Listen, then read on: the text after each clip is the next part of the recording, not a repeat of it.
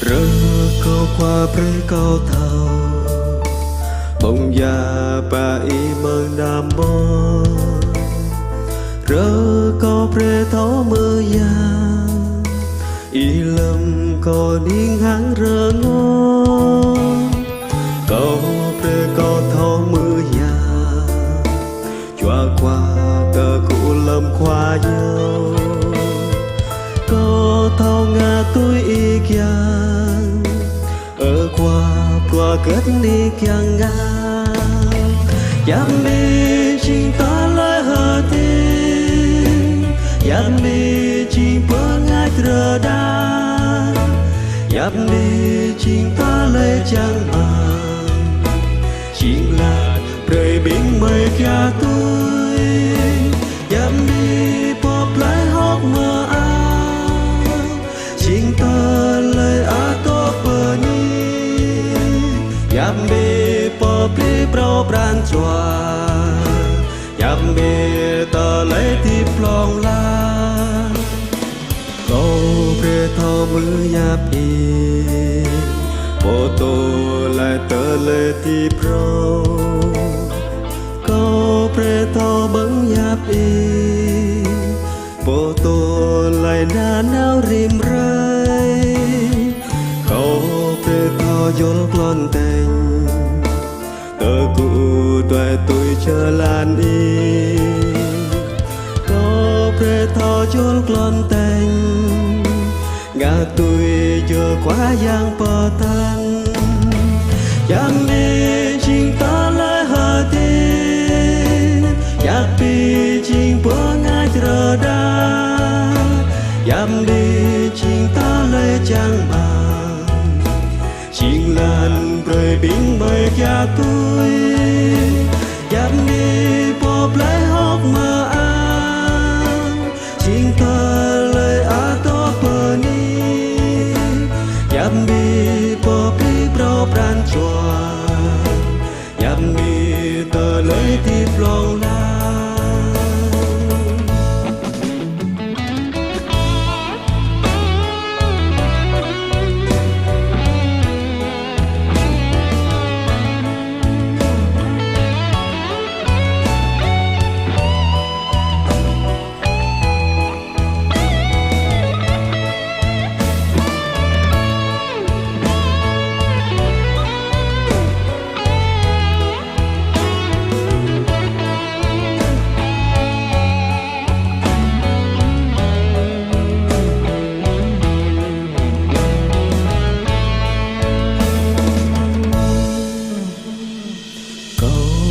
có chấp na nào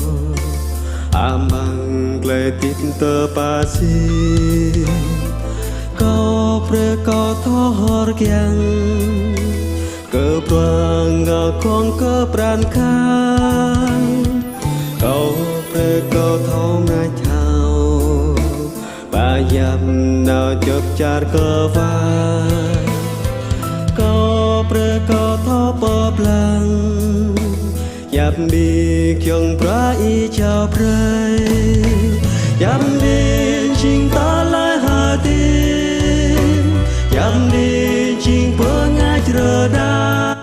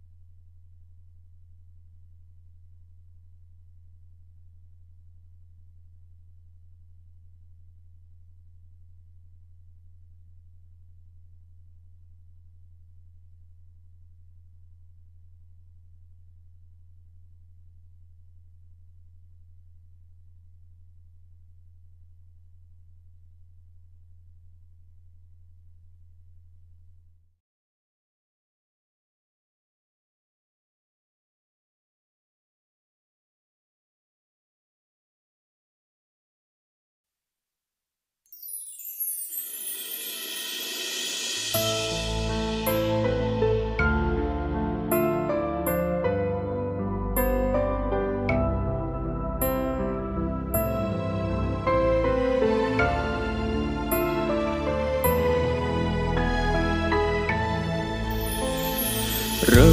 câu qua pre câu thầu bông già bà y bằng đàm bò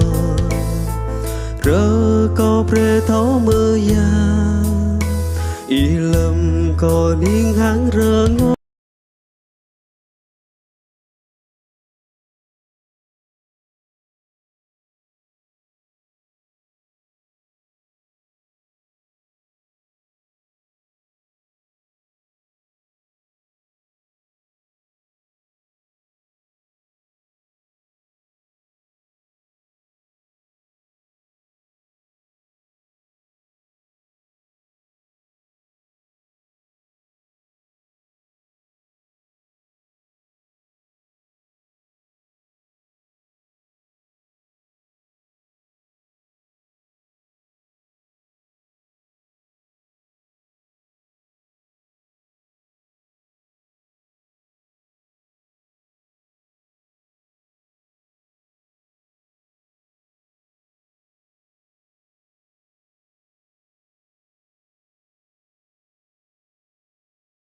rút ngang vàng plah prong prin mohi abdul yong paulo luk mengbantu mereka boy plecet yua tele vàng plah mo sa cho anan nyu alum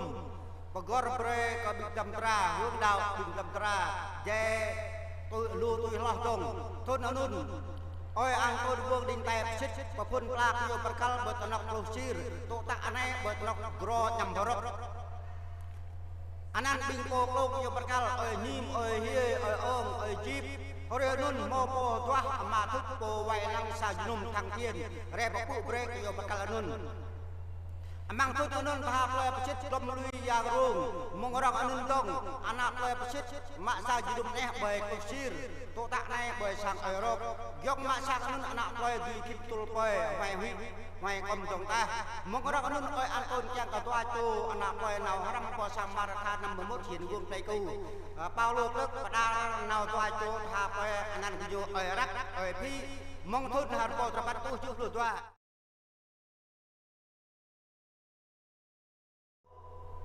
Terus betul nak bau terpat tuh klau. Oi angkut pepun mak sang lang oi war sang oi rak. Mang tut nun oi angkut pare ayok macam ke rep to kalau toh mang klei jere. Ya kalau nun ya mang klei benar soh. Thun nun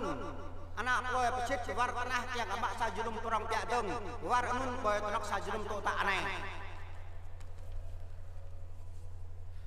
Kalau tun harbo terpat tuh klau.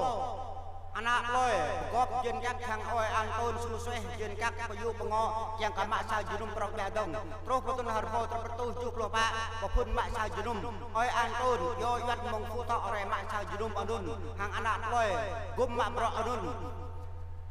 gyong sa junum anun mo ama prong polsek sere pepu roy anun mo lu po to anadring terus putun harbo terpetuh 76 oi antun popres tenok anun be war oi rak oi antun cit kirim kam re nam bre ka bing tha re ham ple nyak khayang de leh nun yurah pro tua cho pun tu bro penyu lah nun kun hat po teban tu 76 penyu amang sa junum bo ju cho dar koe hang ju cho da kamoy nan lu yo Johan Shop yo Simon Nin Efrem Pi bat theo ngap Marco Klep Luka Big Paulo Luk Martha Kem Hanna Pi Maria Magdala lap Maria Bun hang Lucia Bul tun unun morah kok kul maupun anan gunyo Efrem Pi Luka Big Yosef Jamke Noel kun harpo terbantu 76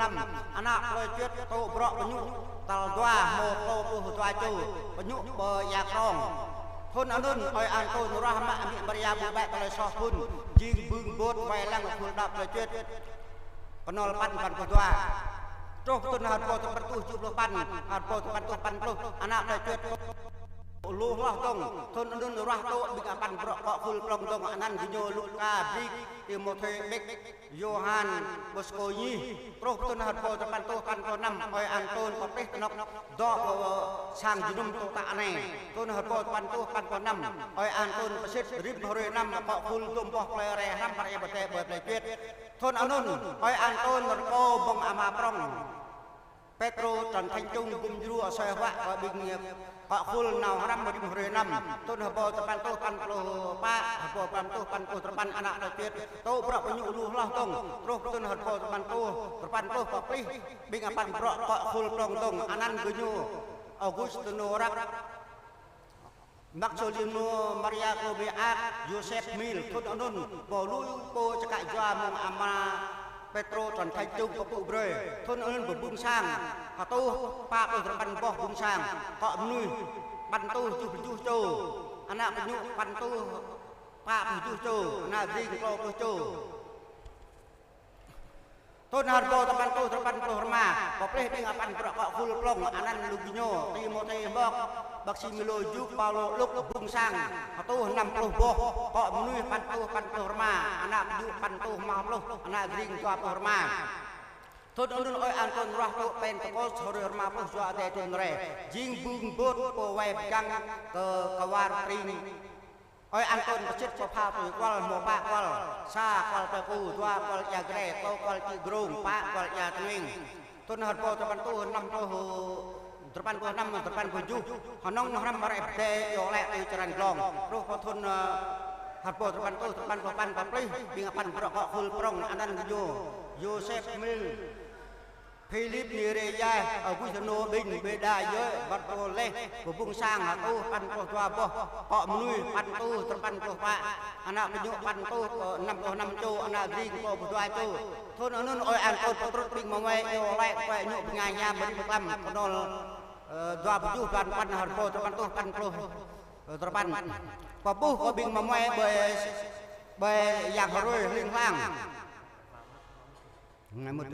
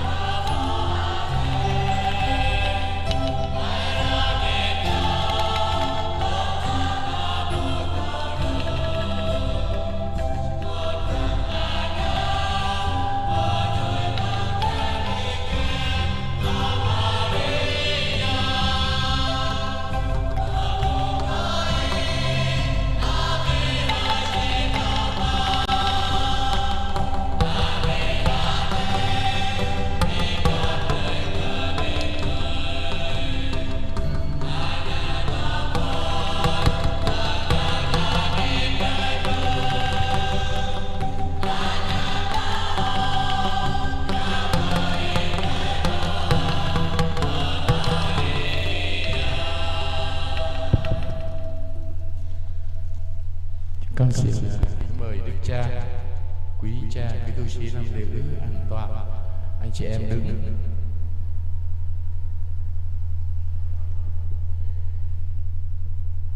Trọng kính Đức Cha. Trước tiên toàn thể anh chị em giáo dân giáo xứ Pleiades xin hân hoan chào mừng Đức Cha đã về dâng thánh lễ mừng kính Đức Trinh Nữ Maria vô nhiễm nguyên tội hôm nay. Chúng ta xin cho một tràng pháo tay để chào mừng Đức Cha. Kính thưa Đức Cha, năm 1972, hạt giống Kitô đã bắt đầu được gieo vào Pleiades, và sau 50 năm, hạt giống ấy đã sinh hoa kết quả dồi dào. Hoa trái ấy giờ đây đang hiện diện đông đảo trước mặt Đức Cha đây. Con xin dâng lên Đức Cha. Thưa Đức Cha, người ta nói rằng cha nào thì con ấy. Chúng con luôn hướng về Đức Cha như là một mẫu gương để chúng con noi theo. Sự hiền lành và nhân hậu của Đức Cha đã dọi lại nơi chúng con hình ảnh của Đức Kitô, vị chủ chiên nhân lành mà đoàn chiên dõi bước, chúng con dõi bước trên con đường hành trình của đức tin. Tại ngôi nhà thờ này, mỗi ngày đến dâng thánh lễ, chúng con đều hiệp thông cùng với gia đình giáo phận cầu nguyện cho Đức Cha. Hôm nay thật là hạnh phúc, chính Đức Cha đã đến dâng thánh lễ và cầu nguyện cho chúng con. Chúng con vui mừng đón nhận hồng ân này và tạ ơn Thiên Chúa. Thưa Đức Cha, Đức Trinh Nữ Maria vô nhiễm nguyên tội, bổn mang giáo xứ Pleiades hôm nay cũng là bổn mang của giáo xứ thế, và cũng là bổn mang của giáo xứ Đức Mẹ vô nhiễm đã có cộng đoàn các sơ đang hiện diện tại Pleiades này. Đặc biệt hôm nay cũng là chính ngày sẽ trần sinh lành ta phù con xin Đức Cha trên lời cầu nguyện cho con xin Cha. Vậy giờ đây trong tình tại Thiên Chúa, con xin Đức Cha bắt đầu thánh lễ để thông cùng với giáo hội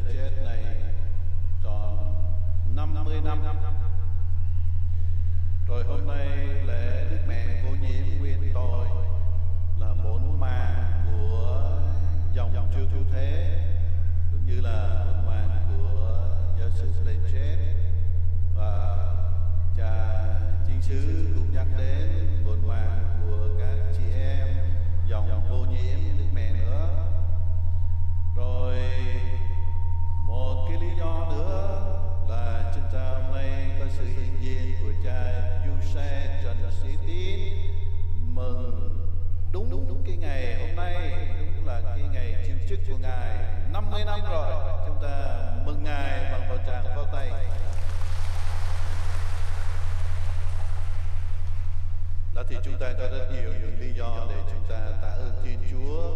trong cái ngày kỷ niệm trọng đại như thế này. Chúng ta cùng xin Chúa chúc lành cho giáo xứ, cho dòng chúa cứu thế và cái kia cho cha Giuse, để tất cả mọi người luôn luôn sống noi gương Đức Trinh Nữ Maria, Đức Mẹ vô nhiễm, để sống thánh ý của Thiên Chúa trong cuộc sống của mỗi một người chúng ta.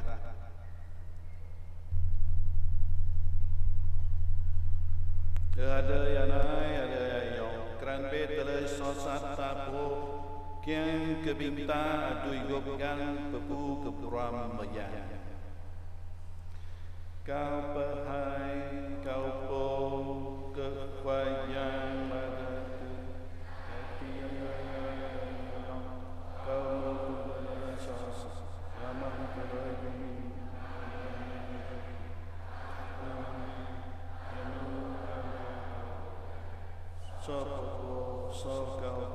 so cao po yama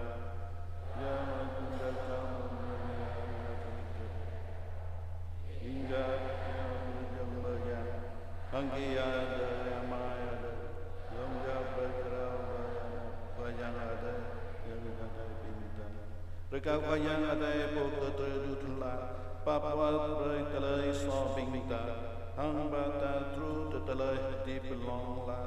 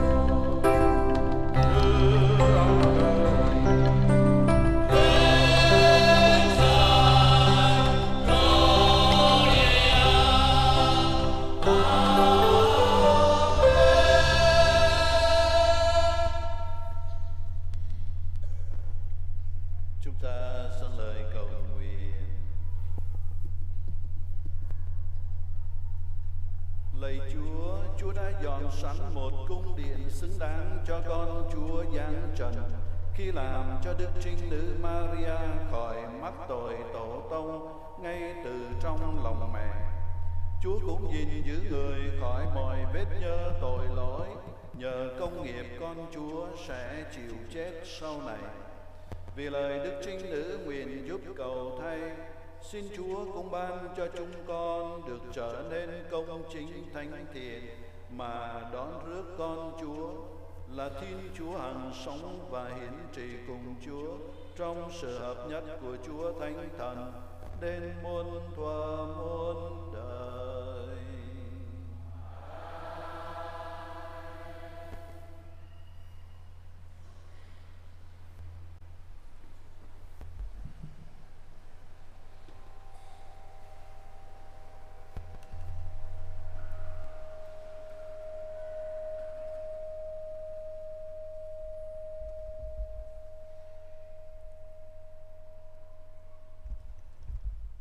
Câu phía tờ lời bộ bởi hơi tổ trọ ông hàng đặc nê tổ trọ dây ông hàng dày nhiều hiếp ở đây mạng mong ra của phùn khoa ở đây khoa yang ở đây yếu ở đầm hàng lái cờ nhiều bố bá y lệ ở đầm là câu mục thế này ý mang đàn hàng câu huy do cả câu trọ mà luôn Yua nun câu cơ top câu po khoa để lại lấy lại ý trọ mà luôn ý bông lên mong phun cái dâu câu tan cờ ý năm bông ô nún hạ đâm lại là po bên này ý bơi đó hàng câu như bơi lên cờ câu phun mong phun cái dâu hàng câu bông lên khoa để khoa yang để lại hàng đa bên này Hagat i ngạ nun dah benai lại là ala plung câu hàng câu bồng lệ khoa thế khoa yang thế lại hàng ala do cờ ông ngạ lệ lời nun hà tâm ba cờ ông amang abi halo lan hàng amang abi halo lệ ông amra rui hàng tiền ông amra bông mùi lon amang abi zoom tele hati ông câu phía tờ lời po hương tờ trọ ông hàng đặc vấn đề tờ trọ chơi ông hàng dày như ông ra cha có ông amra po crop như mang cả đôi Adam yo anan vấn đề như heva yo cơ chi như chiên ami cơ biết lời tiếp anon nhập khỏi yang ở thế kia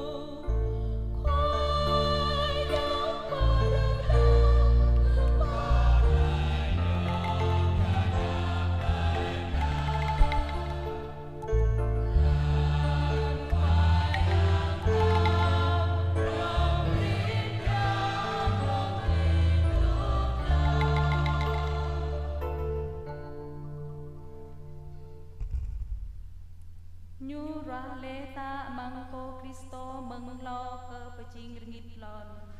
nhấp ate ma mừng ra Paulo mua mê gian chi mê ít cơ kul đào Cristo Epheso Vini ơi cơ khoa yang ate hang ama khoa bing ta Giêsu Cristo po papu prele cơ ta hang job tele papu mừng xoa bê ate amang po Cristo tuy lai nhu ra lê ta amang po Cristo mừng lo cơ bờ chinh nghịch lon kyang cơ ta chinh mê yang hang bu mo tele cham wa o ka anap nhu amang pran khap nhu basit le lo pre cơ ta chinh ana rong cơ nhu ya mừng Giêsu Cristo nhu pran nhu khap kyang pyo pani ơi cơ trứ cơ an phương ai nhu pre đút cơ ta amang po nhu bu eng amang po Cristo man ta chka tu kongan pakom lui lo cơ toe hơi tra po ma ra dọc mata tui tele nhu min kyang pyo ta ching tele an cơ trứ cơ an nhu bing ta bing po chang ramang le cơ po Cristo lo anun nhap khoa ate pia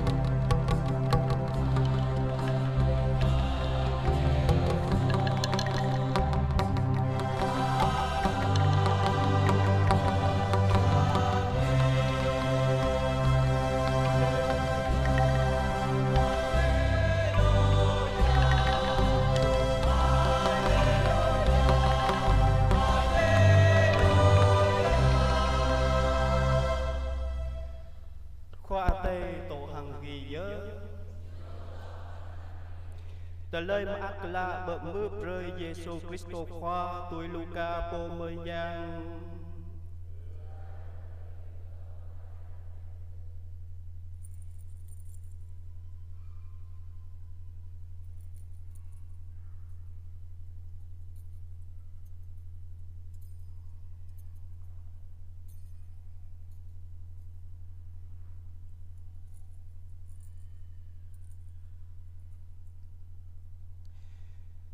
Khi ấy, bà Elizabeth có thai được 6 tháng, thì Thiên Chúa sai sứ thần Gabriel đến một thành miền Galilee gọi là Nazareth, gặp một trinh nữ đã thành hôn với một người tên là Giuse, thuộc dòng dõi vua David. Trinh nữ ấy tên là Maria. Sứ thần vào nhà trinh nữ và nói: Mừng vui lên, hỡi đấng đầy ân sủng, Đức Chúa ở cùng bà. Nghe lời ấy, bà rất bối rối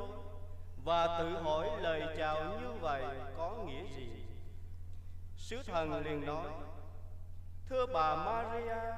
xin đừng sợ, vì bà được đẹp lòng Thiên Chúa.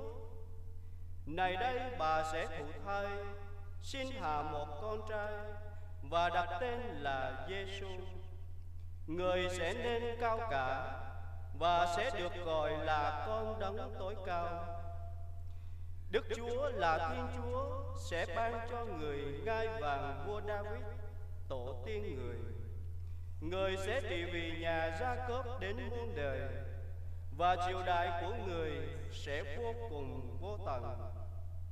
Bà Maria thưa với sứ thần: việc ấy sẽ xảy ra thế nào, vì tôi không biết đến việc vợ chồng. Sứ thần đáp: Thánh thần sẽ ngự xuống trên bà, và quyền năng đấng tối cao sẽ tỏa bóng trên bà. Vì thế, đấng thánh sắp sinh ra sẽ được gọi là con Thiên Chúa. Kìa bà Elizabeth, người họ hàng với bà, tuy già rồi mà cũng đang cưu mang một người con trai. Bà ấy vẫn bị mang tiếng là hiếm hoi, mà nay đã có thai được 6 tháng. Vì đối với Thiên Chúa không có gì là không thể làm được. Bây giờ bà Maria nói với sứ thần: Vâng, tôi đây là nữ tỳ của Chúa, xin người thực hiện cho tôi như lời sứ thần nói. Rồi sứ thần từ biệt ra đi. Tập lan tan nằm Khoi yang atei pada yang hem Gabriel nào bơ hà bốp lời cha Galilee anan Nazareth. Chú bơ sa chốt ra hợp chi giặc công lê tôm sa chốt ra cười anan Joseph mừng san David hàng anan ra hợp chi anun Maria yang hem mút hàng lai cờ nhù hóc mà áp bệ ở bạc cờ bưng hèm khoa tê tổ tôm y Maria hoan cật hoan do cơ hép anun hàng tên nhà amang nhu bô ở gất chi lệ lời bần đi anun hồi nôn yang hem lại cờ nhù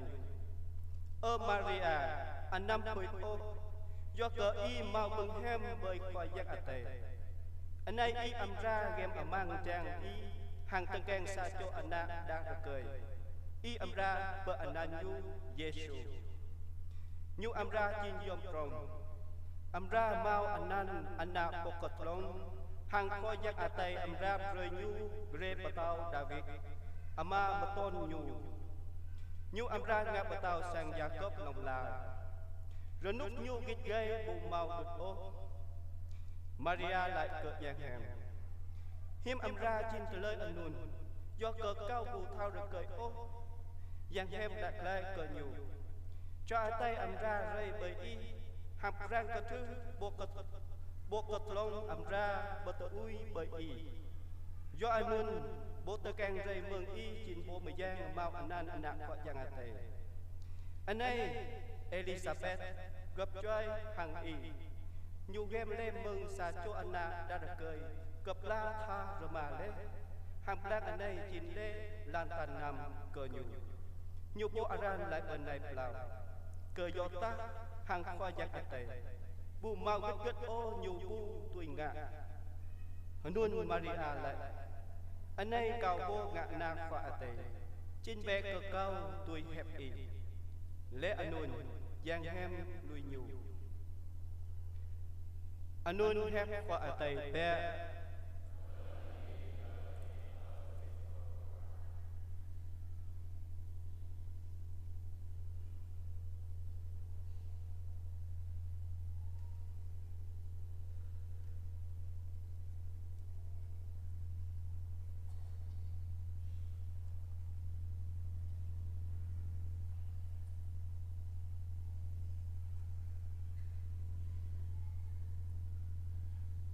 Kính thưa cộng đoàn phục vụ, Pani cơ khul mạ bra đa cơ cô đào doát nhô lâm bồ tình phun hờ toa nhu yớ bồ bọc lan hẹp bà thầy sa mợ rene như là do cơ dỡ rồi có dinh bồ tinh na do nôn nữa nhiều càng cơ có hẹp biết thằng bình ta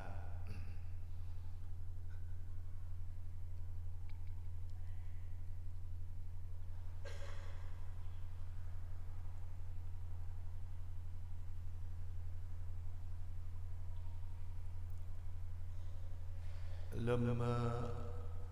cả hàng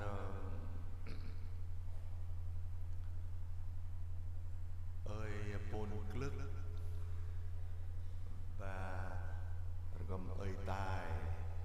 rê đô bờ plei chuet ta này lâm nun nhu có ắt rê mân bờ plei chuet này lưu quát hàng cả hồng có đi sang ơi tài nên nét neo đích ta nét neo đích nên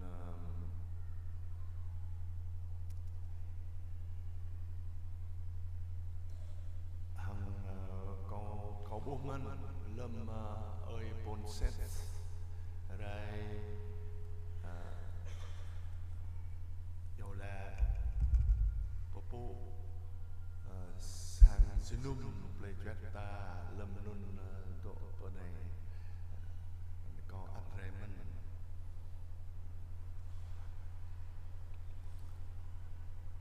hàng ơi tài nên rê độ của plei chuet ta này nên thun mừng thun giúp lúa đoa đó hàng trúc và tạ này dình màu rama thun hàng rồi này dình ắt rồi cầu cho cả tu vương ai dình vô đình cana màu rama thun mân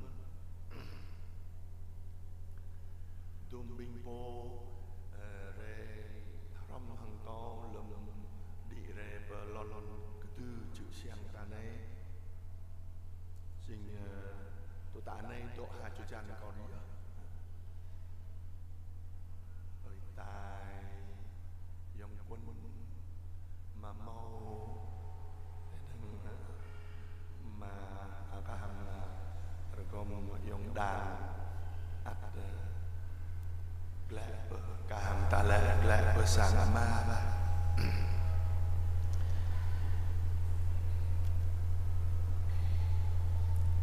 non nhớ nôm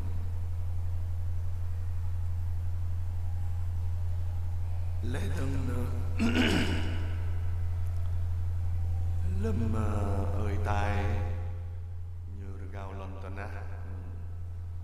có hơi thở rồi có màu cả hàng có màu lu rim quát toa xin có màu cả lời của hiệp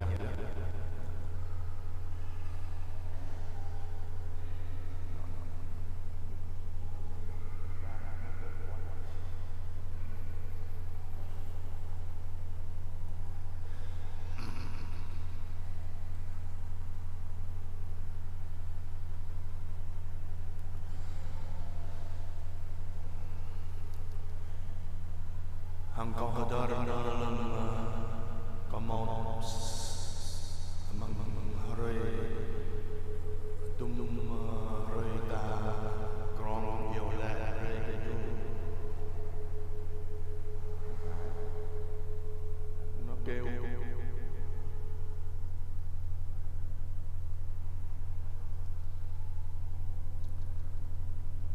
có màu lẽ Biba anak serata terdah ta thao mỹ Giêsu qua dinh mỹ ta mau ta lời kiang khắc hằng bini Maria non nhớ và mừng ơi tài cơ giờ ta lâu cái nhu nên buồn mong bộ lời lẽ nó bật thao bơi ke anak serata mau mi Maria mi ta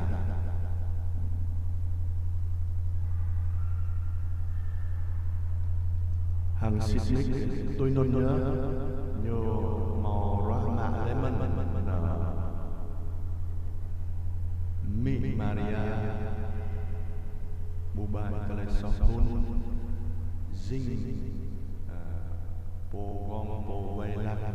có khôn đạo lấy chuyện ta này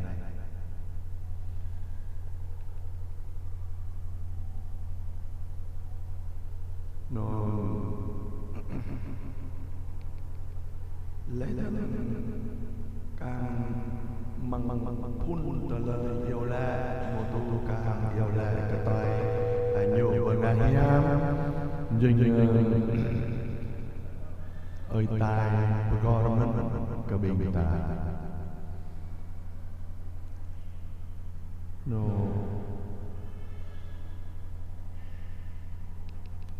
con chỉ là nó cả hàng bí qua mà lấy cu ta đây dinh ơi tài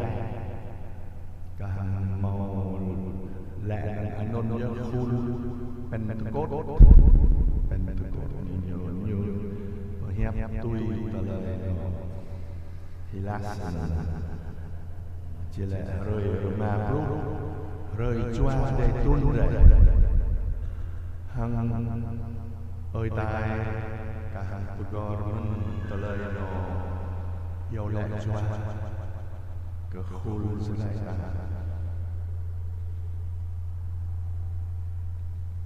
hằng mong là ta ta bút màu lưu ta lời hơi là bây giờ cái rim trô bẻ đá cái khu dưới nông ta hằng ta lời nó dùng chỉ là áp bí khu ta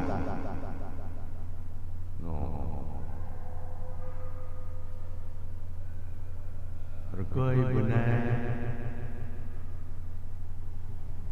vật mồm ngoài tổng tha nào và mừng rơi bởi riêng rơi là cờ lú lời là gác lấy cụ ta này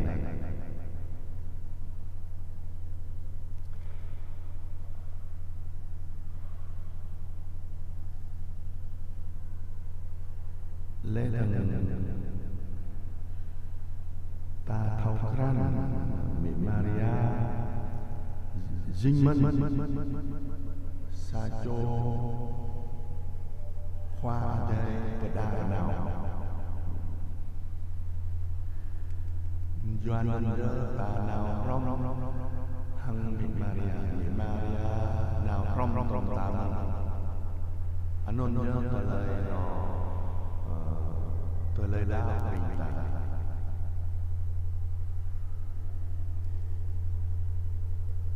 tụ tạ này nó khui xuống bây giờ lắc bộ bôi không hằng nó ta ram lên bra bình ta mút sapran sa choa abang bra bơi trả lời là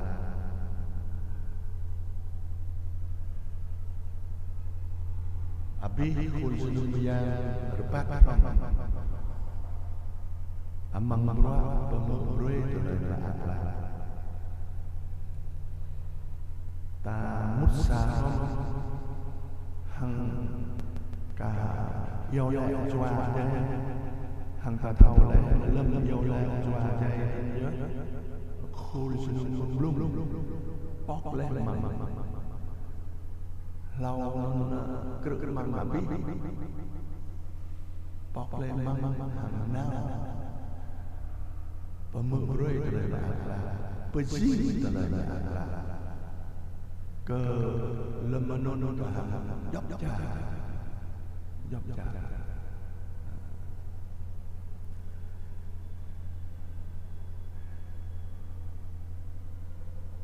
hằng anh nôn nhớ khôn đạo sẽ lại khôn yêu lệ choa hằng nào bởi riêng lời mà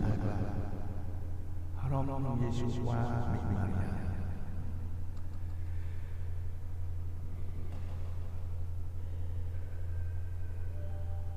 tôi muốn gọi là nhắc lại nhớ lại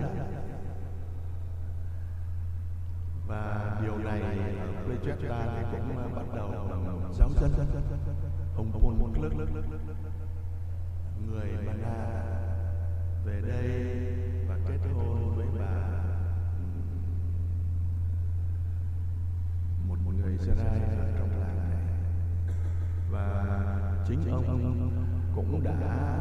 hoạt động để mà loan báo tin mừng. Rồi chính ông đã đi xin với cha thức cho một linh mục về để vì có nhiều người muốn theo đạo. Thì nó bắt đầu bằng một giáo dân như thế, chứ không phải là cha Tài đã bắt đầu cái việc mà loan báo tin mừng ở Lê Chuyên. Cha Tài không biết Lê Chuyên, và cha Tài là người giống như tôi đã nhớ là nói trong những thánh lễ khi ngài qua đời, là cha Tài vì là qua đời trong tháng 5 nhắc tới mẹ Maria, và đối với người Sarai tất cả thì chỉ có cha Tài mới nói về Đức Mẹ Maria làm mẹ của Chúa Giêsu và là mẹ của tất cả những người tin, tất cả mọi người, không phải là chỉ có người tin. Thì lúc đó người Israel mới biết Đức Mẹ là mẹ của mình, và chính cha Tài đã chọn lựa bốn mẹ cho Lê Chuyên là Đức Mẹ vô nhiễm nguyên tội. Mà phải nói ngay rằng cha Tài cũng đặt bốn mẹ cho tất cả vùng Pleiku này là Pentecost, cái ngày hoàn thành bốn mẹ là Pentecost, tức là ngày 50 thần khí Chúa hiện xuống. Và chúng ta cũng biết rằng chỉ khi thần khí Chúa nhờ Chúa Giêsu chết và phục sinh đổ xuống cho chúng ta, thì cái hội thánh Tiên Khởi mới mở tung cửa mà đi loan báo tin mừng khắp muôn dân. Cái cảnh tượng và khi ấy thì cái cộng đoàn của Gia Rai chúng ta là một cộng đoàn cầu nguyện như Đức Mẹ, và các môn đệ đầu tiên, cộng đoàn đầu tiên cầu nguyện 9 ngày đến ngày thứ 10 thì thần khí Chúa hiện xuống, và lúc đó các ngài mới thực sự là ra đi phúc âm hóa muôn dân. Thì lúc đó làng Lê Chuyên này cũng vậy, tất cả những người đã tin Chúa và nhập đạo thì đều là những người ra đi. Tất cả vùng Pleiku này đã phát xuất từ Lê Chuyên này,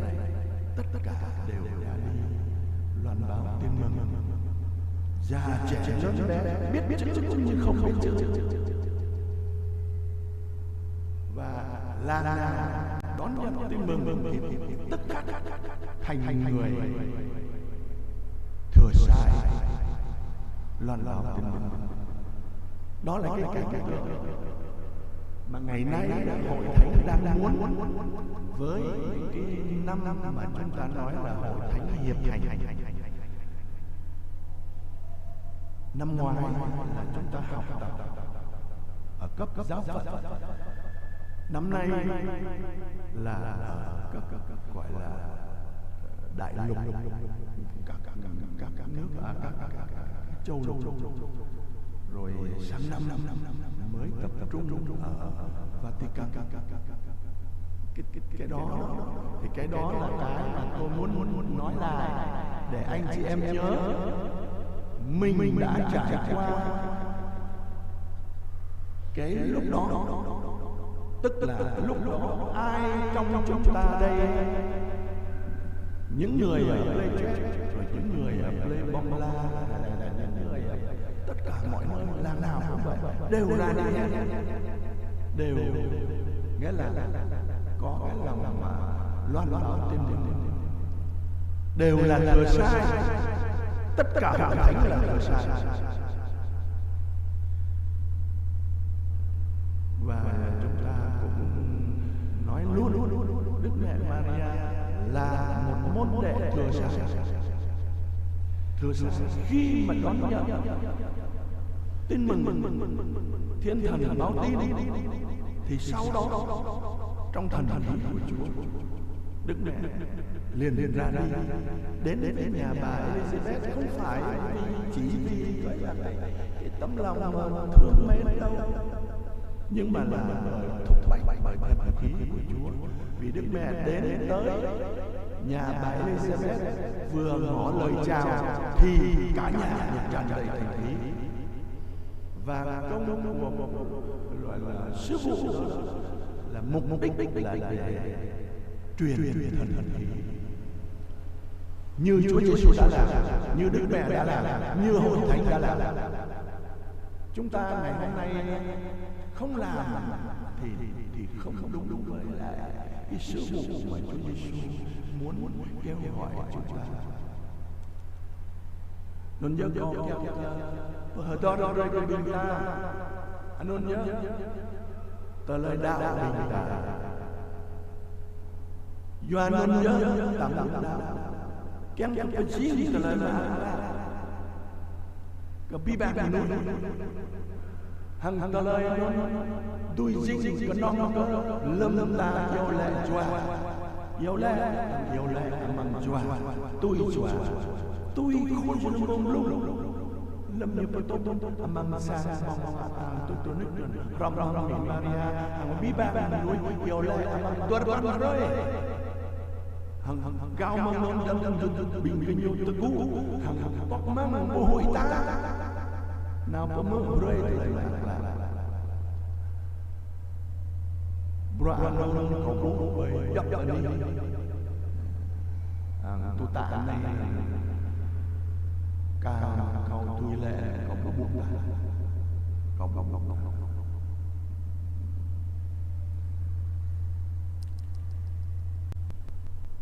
mầm tầm rơi lên bình ta màu trả lời hiểu là bini mà bố thu hằng cả hằng bình ta đổ dạ nhân trả lời mô tô ran đạo cứ có một hằng gruma rami anh nói nhớ trả lời có bốn mà màu trả lời cả bữa đi tôi chính mà sớm yum phun bây giờ có nói còn tung rồi đó loại yum gì loại nhiều là thằng ta lời này có bờ giờ rồi cái bình ta vì là cầm hơi ta màu với gì đấy ta lời nhiều là nó phun mừng ta lời nhiều là ta nhiều là rom hàng tài nhiều là rơi cái từ loại bình ta hằng xoa rơi hằng ra bờ đại ta nào mà xoa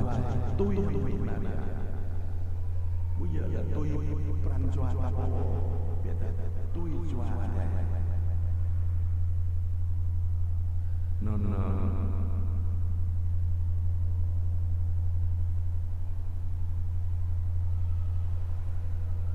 nhớ có hiệp biết thằng bình ta rồi nay rom hul ada Pleiades mà Proton một đao còn này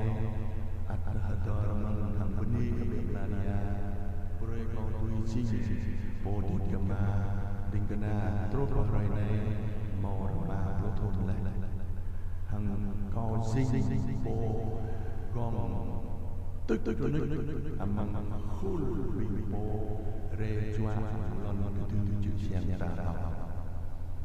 nó mới đi cái bình ta rồi có Mẹ Maria yêu lẽ rồi cái bình ta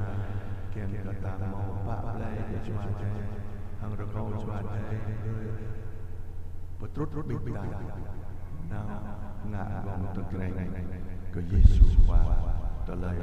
lời là benih kami Maria benih kita minta kau minta Tuhan peranan tak kau dalam kekuatan poama jadi berpecing lon kau dalam ke Yesus Kristus anak ama kenal sajo poa minta game menjual từ cái mừng Maria Dramachi tu anh katana lâm rục Poncio Pilato arang pongyo bay cao berada lehnya arang dadanya nyutron pada atau rơi tan lo nyutu hadip la membiya peadai dogan ama ya api yudru rơi tôi nhom ra rai jam hat kedi bình hadip membiya kau đạo cơn cơ bồ choa kau tôi ngồi sử dụng bây giờ kau tarba lantana bình bồ đạo cơn một sa choa kama sapran kau tôi buat buat lại xót xa kau tôi đây chân ra tiếp là kau tôi amen.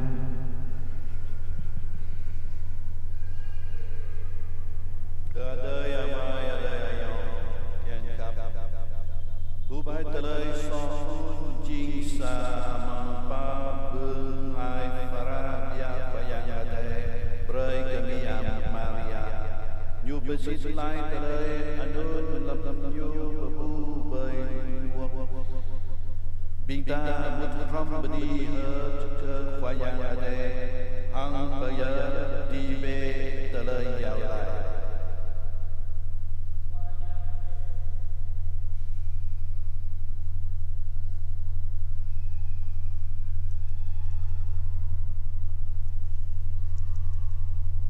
khoa yang về lành pegang ke Umi Maria ai mong tri gren lời so phút đa mơ nhu tùy bác cơ bừng nhà gục gà chiếc mi cơ na khoa thể biên ta một thom vô lại từ bế cơ biên làng ta na nào thọ phúc hàng khắp cơ Umi Maria dốt tùy khul chung yang yang biên ta một sa xoa ma sa pa vô lại bề ta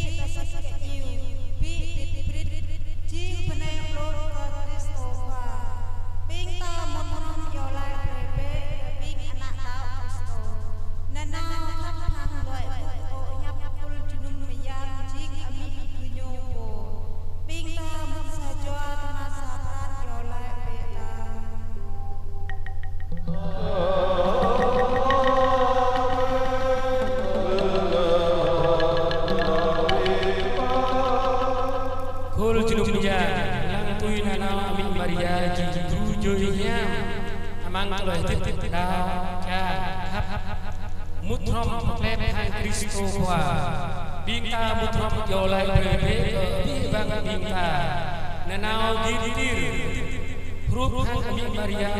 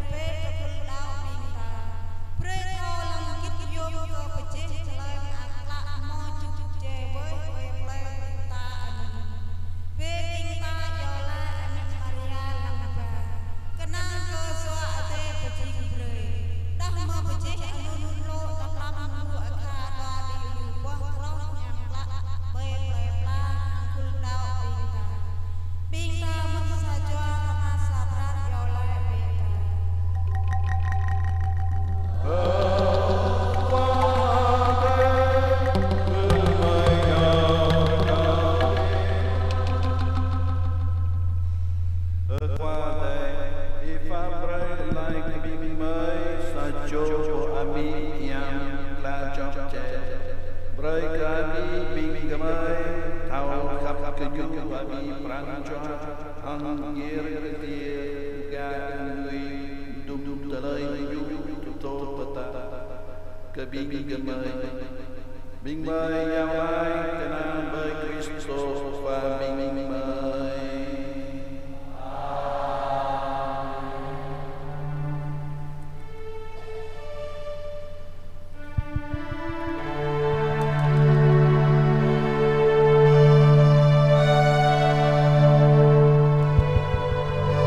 subscribe cho kênh Ghiền Mì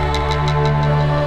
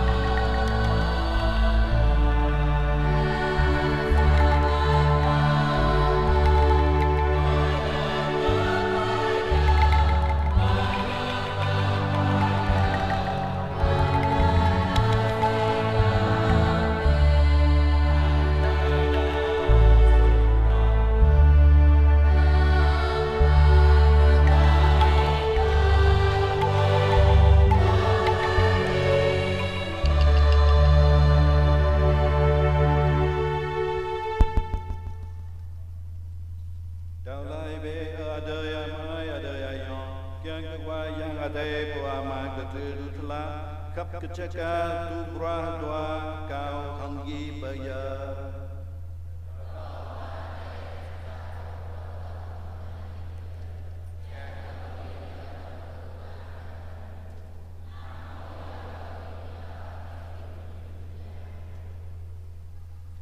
Lạy Chúa, xin vui lòng chấp nhận hy lễ cứu độ chúng con dân trong ngày đại lễ mừng Đức Trinh Nữ Maria vô nhiễm nguyên tội.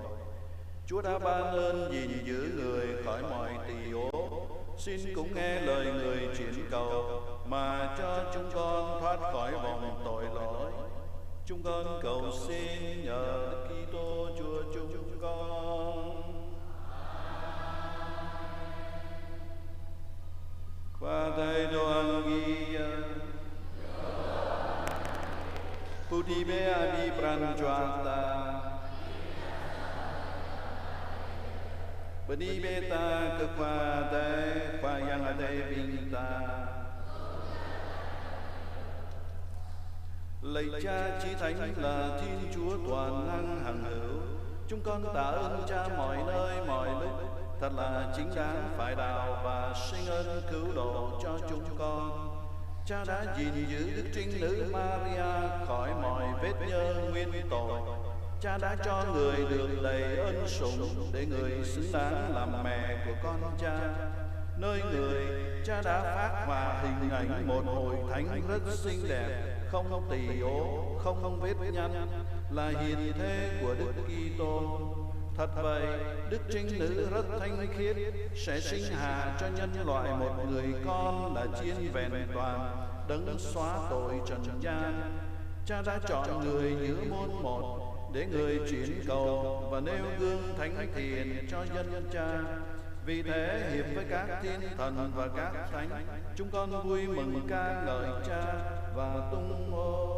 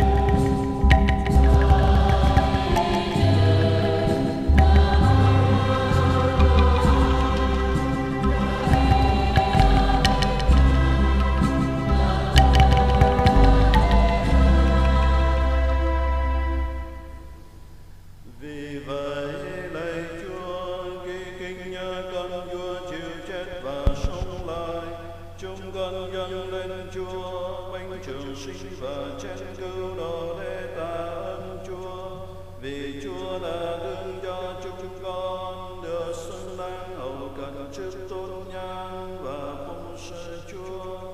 Chúng con đã tiết này xin Chúa cho chúng con khi tông phần mình và máu Đức Kitô được quy tụ lên món nhờ Chúa. Lạy Chúa, xin nhớ đến hội thánh lan rộng khắp hoàn cầu để kiện toàn hội thánh trong đức mến, cùng với Đức Giáo hoàng Francisco, Đức Giám mục Aloysio chúng con và toàn thể hàng giáo sĩ.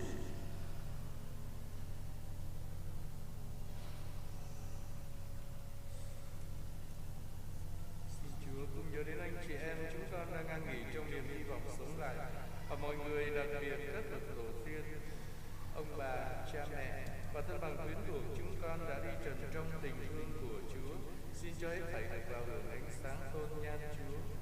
Chúng con này xin Chúa thương xót tất cả chúng con, cho chúng con được đồng hưởng sự sống đời đời cùng với Đức Trinh Nữ Maria, mẹ Thiên Chúa, Thánh Giuse 700 Đức Trinh Nữ, các thánh tông đồ và toàn thể các thánh đã sống đẹp lòng Chúa qua mọi thời đại, và cùng với các ngài chúng con được ca ngợi và tôn vinh Chúa nhờ Đức Giêsu Kitô con Chúa.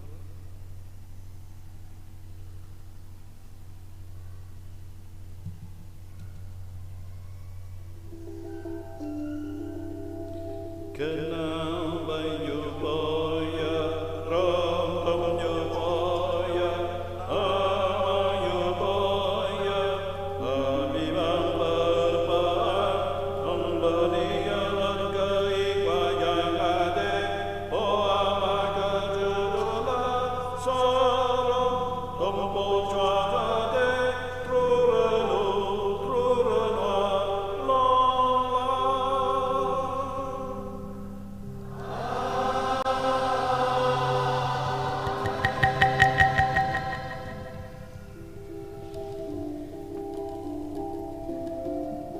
Tuyang po petlai peto, ano po petlai petan, bingta kini jauh di tuyang.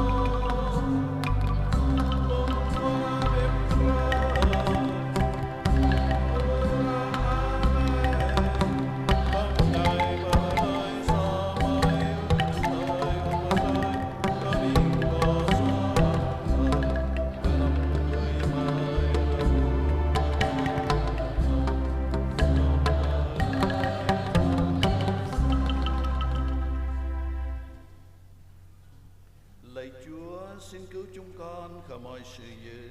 Xin đối thương cho những ngày chúng con đang sống được bình an. Nhờ Chúa rộng lòng thương cứu giúp, chúng con sẽ luôn luôn thoát khỏi tội lỗi và được an toàn khỏi mọi biến loạn. Đang khi chúng con mong đợi niềm hy vọng hồng phúc và ngày trở lại của Chúa Giêsu Kitô, đấng cứu độ chúng con.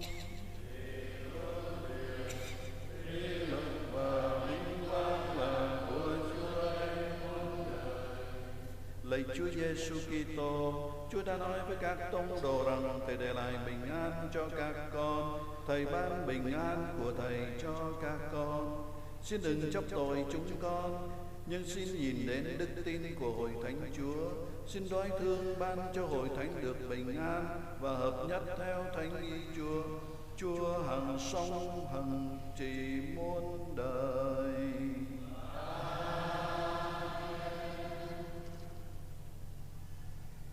Tờ lời renuk renua của nhà đế đồ hằng ghi nà nào.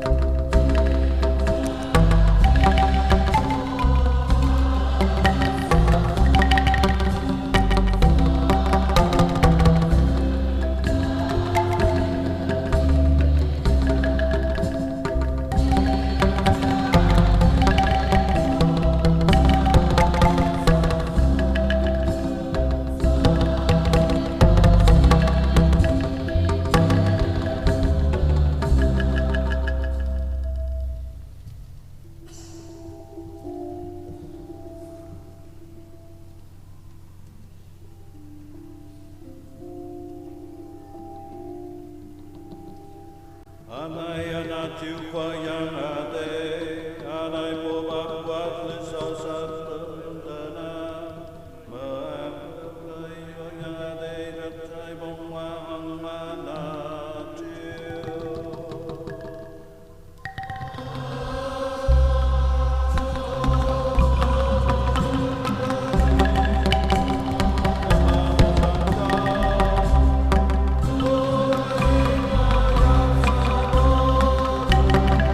Oh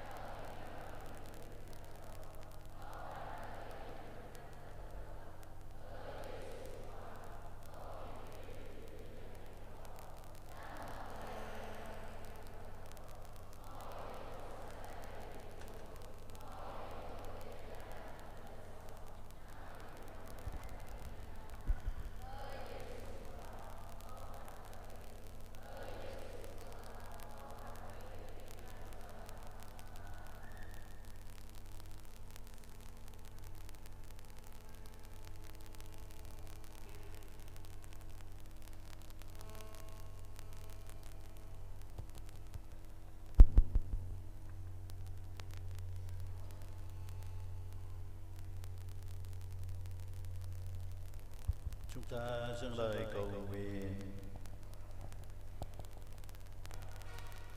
Lạy Chúa, Chúa đã ban ân huệ vô song là gìn giữ Đức Maria khỏi vướng mắc nguyên tội.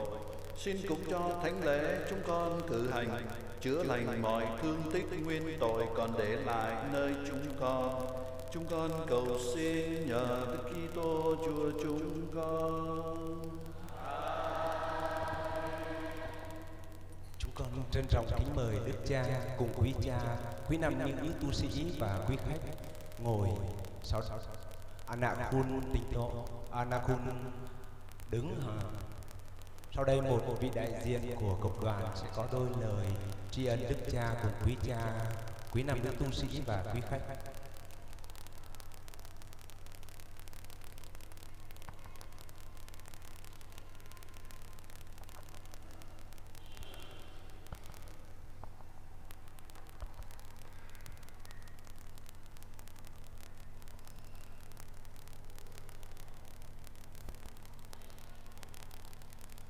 Trọng kính Đức Cha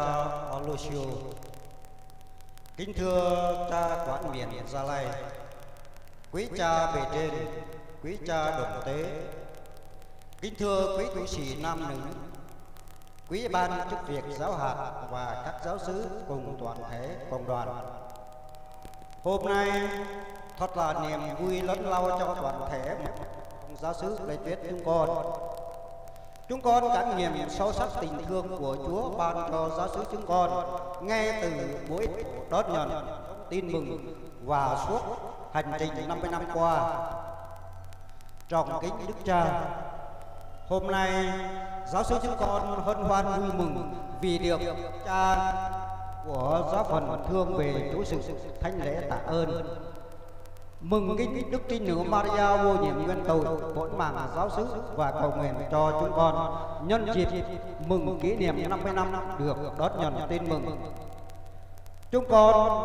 đã và đang nhận được tình thương rất cụ thể của Đức Cha qua sự quan tâm, hướng dẫn, đồng hành và đặc biệt là sự hiền diện rất ấm áp và Đức Cha vẫn dành cho anh chị em trên đây chúng con nói chung. Đặc biệt là tại giáo xứ chúng con tri ân Đức Cha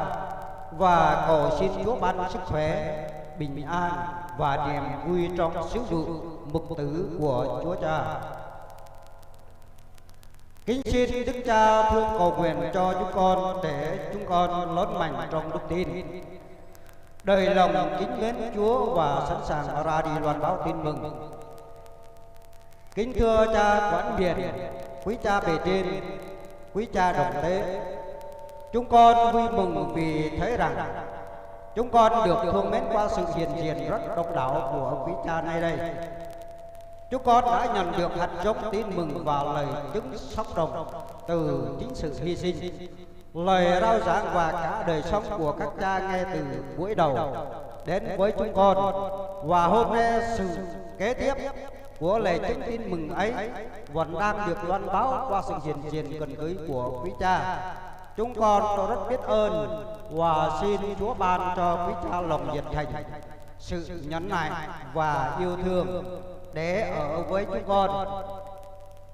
Nhân dịp này chúng con cũng xin có lời tri ân cách đặc biệt đối với quý cha, quý thầy dòng Chúa Cứu Thế. Trước hết chúng con tưởng nhớ cha Anton Vương Đình Tài, người đã mang hạt giống đức tin đến cho chúng con và những ngày đã chấp nhận như hạt giống chịu mục nát để chúng con được trổ sinh. Tiếp đến chúng con tri ân quý cha đã từng quản xứ chúng con,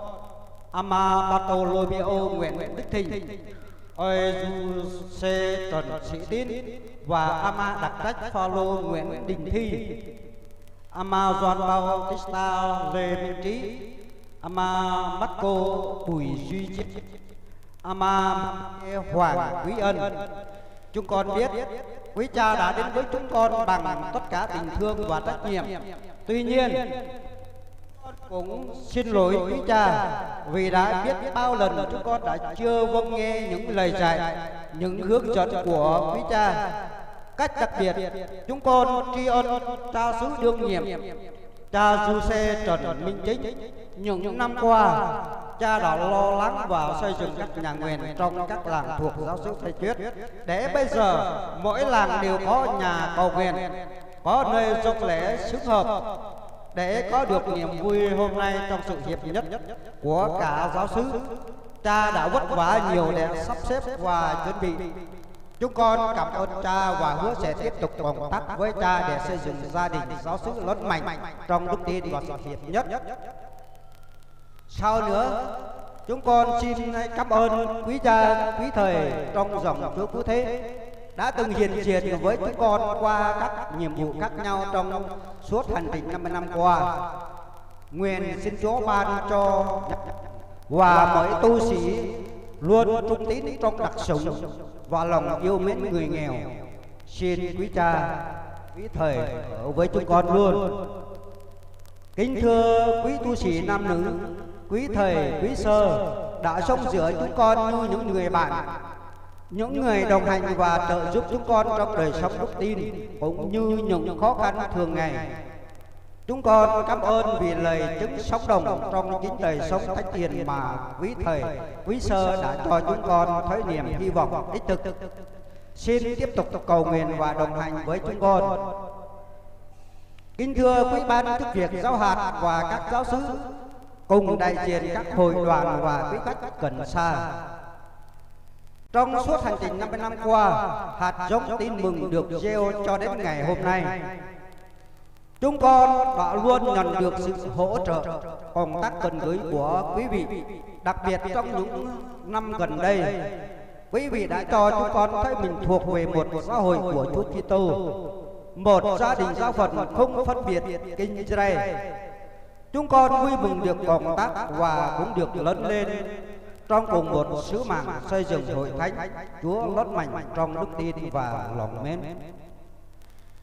Chúng con xin cảm ơn quý vị ân nhân và đồng hành và giúp đỡ chúng con cách này cách khác, đặc biệt